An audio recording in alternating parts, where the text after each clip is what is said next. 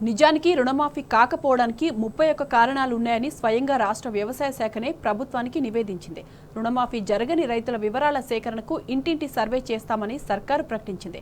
ముందుగా ration card లేక మాఫీ కాని రైతుల వివరాల సేకరణ బాధ్యతను వ్యవసాయ శాఖకు అప్పగించింది. కానీ ఈ సర్వే పనులు నత్తనడకన సాగుతున్నాయి. మరోవైపు రైతులు మాత్రం బ్యాంకులు, ఆఫీసుల చుట్టూ కాళ్లు అరిగేలా తిరుగుతున్నారు.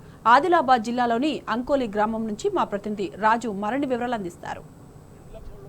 రుణాలన్నింటినీ మాఫీ చేస్తామని రైతులకు హామీ ఇచ్చి అధికారాన్ని చేపట్టిన తర్వాత రుణమాఫీ చేయడంలో అడ్డగోలు నిబంధనలు పెడుతూ రైతులను నానా ఇబ్బంది పెడుతున్న కాంగ్రెస్ ప్రభుత్వము ప్రస్తుతము 2 లక్షల పైన ఉన్న వారికి కూడా అడ్డగోలు నిబంధనలు పెడుతూ రుణమాఫీ చేయకుండా వారిని ఆందోళన గురి చేస్తుంది. ప్రస్తుతం మనం ఆదిలాబాద్ జిల్లా ఆదిలాబాద్ రూరల్ మండలం అంకోలి గ్రామంలో ఉన్నాము. ఈ అంకోలి గ్రామంలో చాలామందికి కూడా ఇప్పటివరకు కూడా 3 విడతలు కూడా రుణమాఫీ రాని రైతులు ఉన్నారు. వారిని అడిగి తెలుసుకుందాము. నేను 2021 సంవత్సరంలో 1,60,000 ఉండే, 2022 సంవత్సరంలో నాకు 4 ఎకరాల భూమి ఉంది.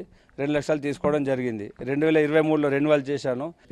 కానీ ఇప్పటి వరకు కూడా 2 లక్షల వరకు లోపు రుణమాఫీ అయింది. 2 లక్షల పైన వాళ్ళకి ఏం చెప్పారంటే, మీరు వడ్డీ కట్టండి, మీకు రుణం మొత్తం మాఫీ చేస్తామని చెప్పారు. దాంతో రైతులందరూ ఏం చేశారు, 2 లక్షల పైన వాళ్ళ రైతులందరూ వడ్డీలు నేను 14,500 కట్టాను. నేను కట్టి దాదాపు 15 రోజులు అవుతుంది.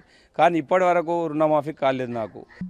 నాకు 2 లక్షలు ఆదిలాబాద్ గ్రామీణ బ్యాంకు, అంకోలి గ్రామీణ బ్యాంకులో 2 లక్షల లోన్ ఉంది.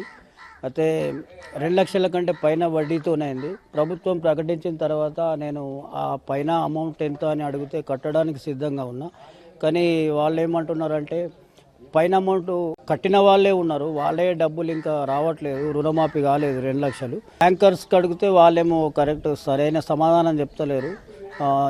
అగ్రికల్చర్ డిపార్ట్మెంట్కి అయితే ప్రభుత్వం నుంచి ఉత్తర్వులు వచ్చే వరకు వెయిట్ చేయండి అని అంటున్నారు. మరి ఈ ఉత్తర్వులు ఎప్పుడు వస్తాయి, ఏమొస్తాయి, ఏవి అనేది అగమ్యగోచరంగా ఉన్నది. 2,25,000 ఉంది. ఏ బ్యాంకులో ఉంది? SBI. ఏమంటున్నారు అధికారులు? ఏమంటున్నారు?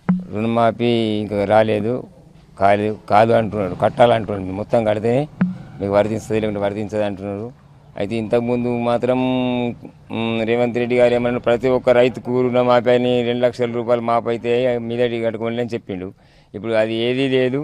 ఆ బ్యాంకు పోతే ఏమి ఎప్పుడు లేడు, ఏది కాదు ఇంతవరకు కూడా. జిల్లా వ్యాప్తంగా కూడా దాదాపు 20,000 మందికి పైగా రైతులు 2 లక్షల పైగా రుణాలుండి మాఫీ కాకుండా ఇబ్బందులు ఎదుర్కొన్న పరిస్థితి కనిపిస్తుంది. దీనిపై స్పష్టత ఇవ్వడంలో మాత్రం ఇటు రెవెన్యూ అధికారులు కానీ, అలాగే వ్యవసాయ అధికారులు కానీ, బ్యాంక్ అధికారులు కానీ ఒక స్పష్టత మాత్రం ఇవ్వలేకపోతున్నారు.